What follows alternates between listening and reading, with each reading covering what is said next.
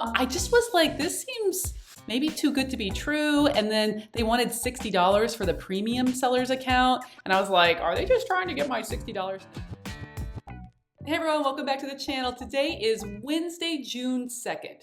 And if you're a teacher in the United States, that means you are on summer vacation now, or you very quickly will be because the school years are wrapping up around here. And I saved today's question from one of my favorite viewers, Bree. I didn't forget about you. I was just waiting for the right time. And Bree posted a question maybe 2 months ago now, wondering about how I make money on teacherspayteachers.com. And since it's summer vacation and I actually started my TPT journey when I was on a winter vacation, I thought this was the right time for people who are interested in this to wrap their heads around all things TPT. So let's start with her question. She asks, hi Laura, any chance you'd want to make a video on how to, 1, create items for TPT, 2, how to be successful, 3, what to charge. I know zip about it, but I know I've created some cool stuff over the years and I'd love to share it and or make some extra income. Absolutely, Bree. And by the way, Bree, thank you for being one of my hardcore ongoing peeps. Bree's been with me on the channel for years and is a constant supporter, and I'm always happy to see her name pop up in my comment thread. So hey girl, this one's for you and anybody who's interested in how to do this TPT thing. Okay, first up, how to create items. So there's the technical how to, and then I'll talk about sort of some bigger ideas about what types of things to build. So technically, you should use the things that you already have. I use Adobe InDesign and Photoshop. I pay for an annual subscription to Adobe's Creative Cloud because I want to have access to those design tools that I just really enjoy. But there is a really steep learning curve and there is that expense that if you're new to TPT, you don't have to do that at all. You can really just use PowerPoint if you have that on your computer, or even Google Slides. And what you'll do is when you set up your, say, a slides file, you'll change the dimension from like a slide to a page, build the thing that you want to build. It's really flexible. You can move text boxes around in a way that you can't with docs. Once you got it looking how you want it to look, then you'll just save it as a PDF instead of as a slides file. And you can just upload it to your store that way. So TPT is great. They have a really rich area called TPT University where they take you through a bunch of these how-tos, and you can get in there and get as fancy and as complicated as you want, or keep it as simple and streamlined as you want. But just get started and use the things that you already have. So that's the technical how-to. Also, when you sign up for a free seller's account with Teachers Pay Teachers, there's a seller's forum that you'll have access to, and the folks there are great at answering every question under the sun. You are not the first person to ask this question, and there are no dumb questions when you're figuring this out.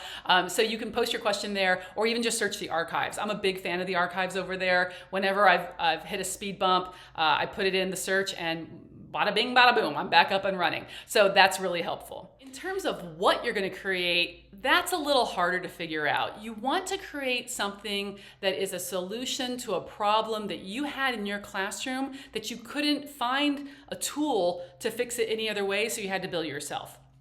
So the marketplace is crowded, and if you're going to do sort of a garden variety Venn diagram template, well, honey, those are out there by the hundreds. There's nothing really special about it.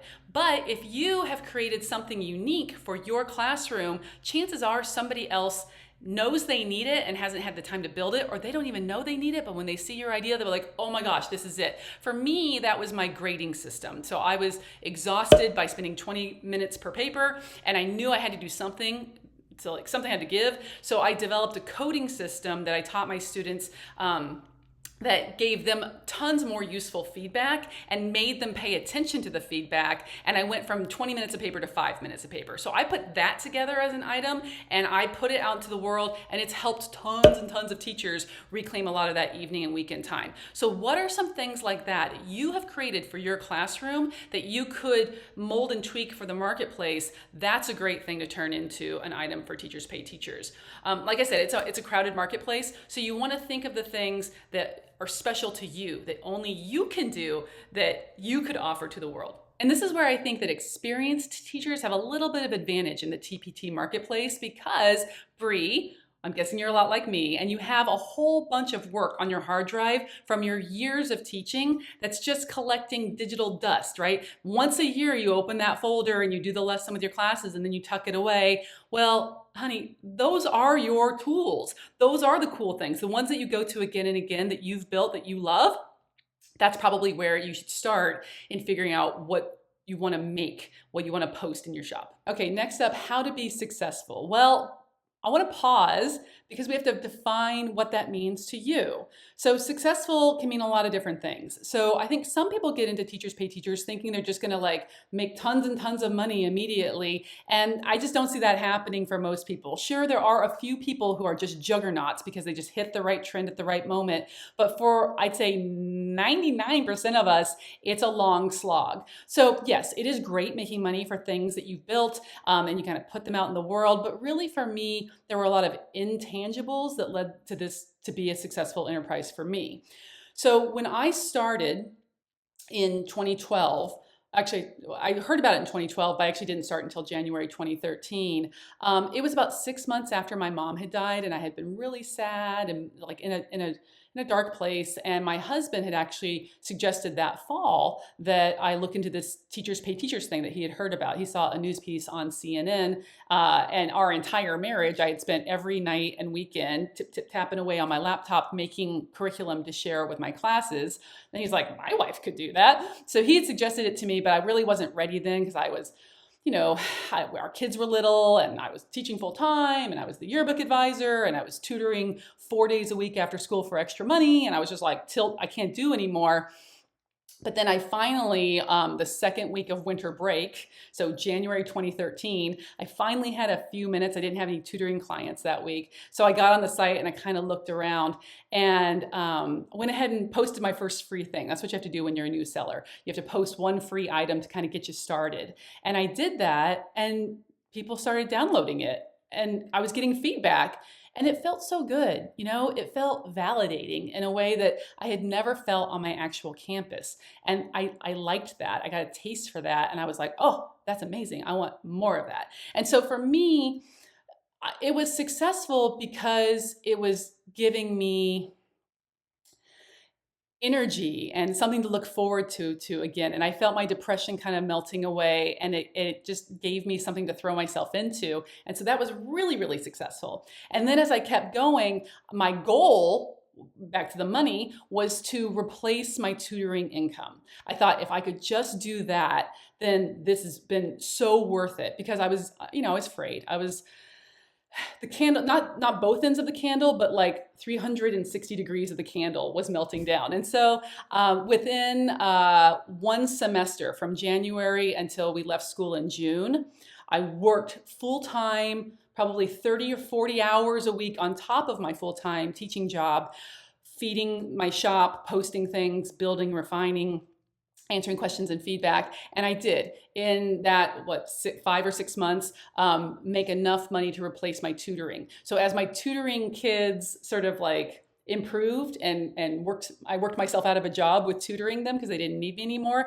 I didn't replace them with any new clients. And so by that summer, I didn't have to do that extra job. And so that summer, which is where we are right now in our timeline with everybody, was the summer that I went all in. I was working crazy hours, posting everything in my archive that I could, and then building new things and just working like a maniac because I saw that this could work.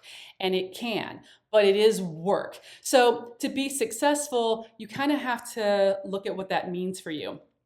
Bree and others who are watching, if you're in a place where you're trying to replace your teacher's salary because you're done, I don't know, Bree, if you are, but you need a lot of money and you need it fast, this is not that. But if you like building things and you want to be part of that community and maybe eventually a few years down the line with a lot of work, it is absolutely possible. There are teachers who have made millions of dollars on the site. Deanna Jump was that one that my husband heard on CNN. She's a kindergarten first grade teacher. Girl, she is it. She's like the #1 top seller, and yes, it is possible. For others of us, we are comfortable just replacing our teacher salaries. That could be a goal, but again, it's going to be many, many years down the line. Also, if you want sales, like you really are thinking, I need the income, you can't rely just on TPT's algorithm to make that happen for you. So in my How to Be Successful, you've got to engage on social media. You've got to be a little noisy. This was hard for me at first. It was about 1.5 years I was on TPT before I really started my blog and my Instagram, and I kind of like started to figure out the media part of it. Because at first I was like, who am I? I'm just a classroom teacher. Here's some stuff I made. It's fine. I was kind of like that about it.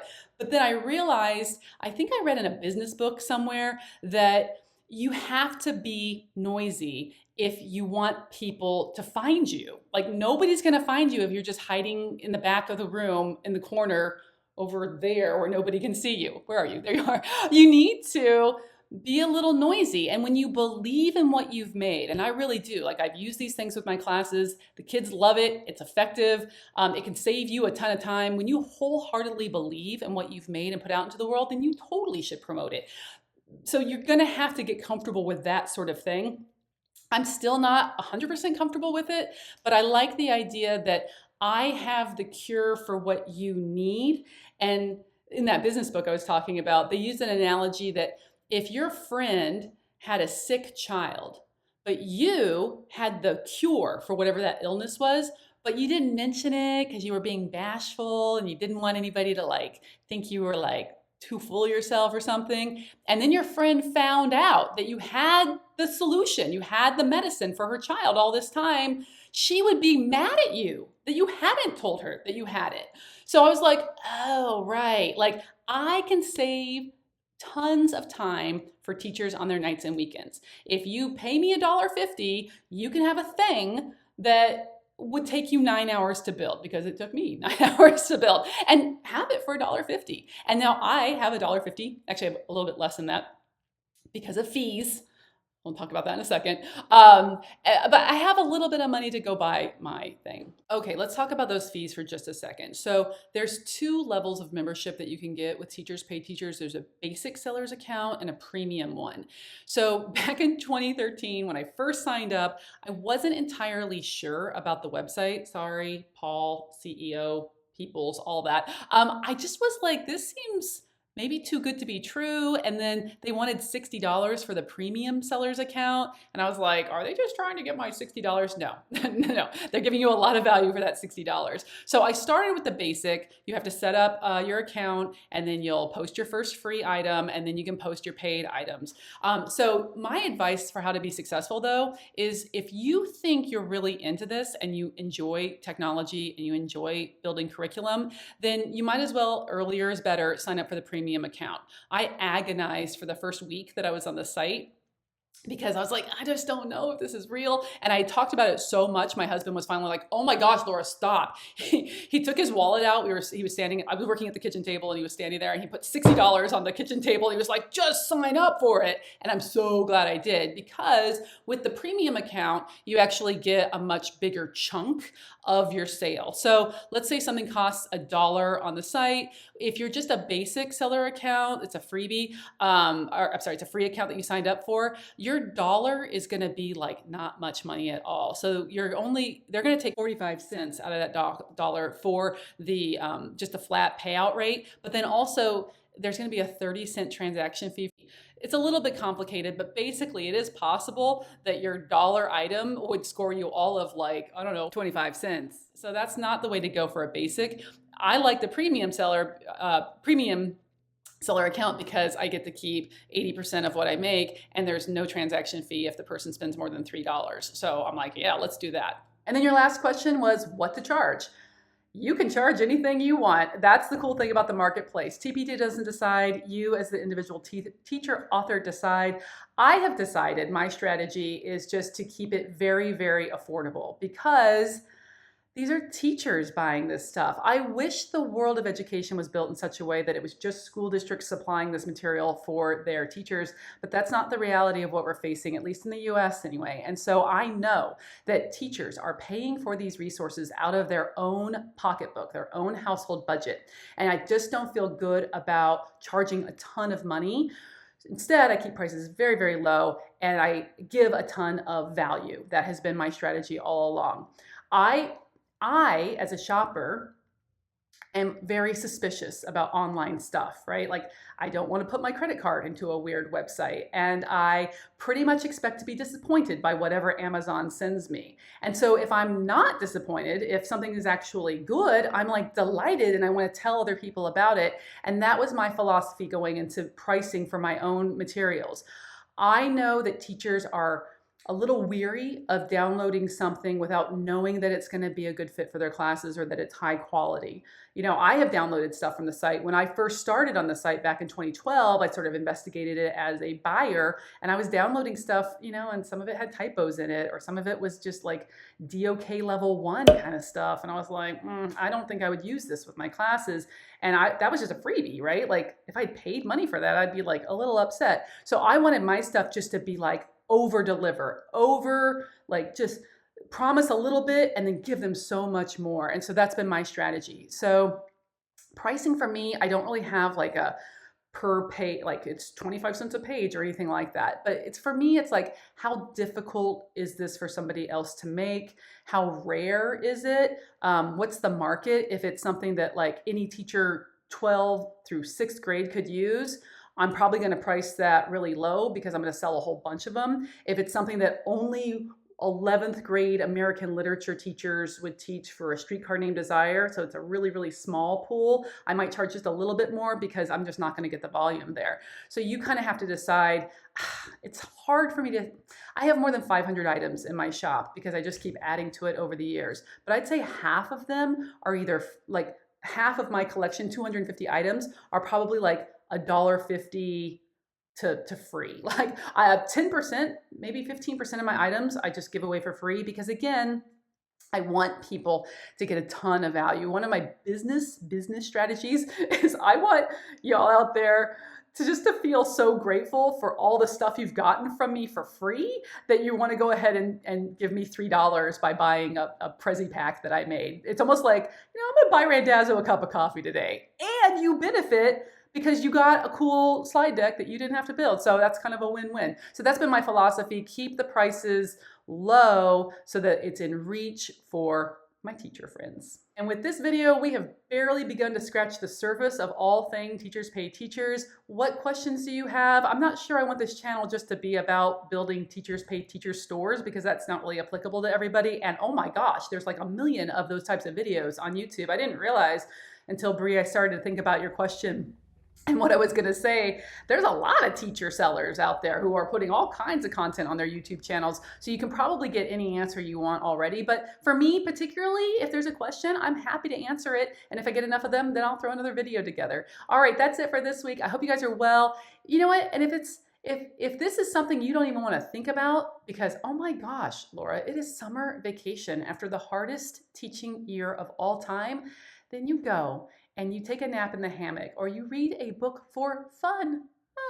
Have an adult beverage, relax, go for a walk. I love you and I am here for you. If you guys need anything, just message me below. That's it, I'm gonna stop talking. All right, I'll see you soon, bye.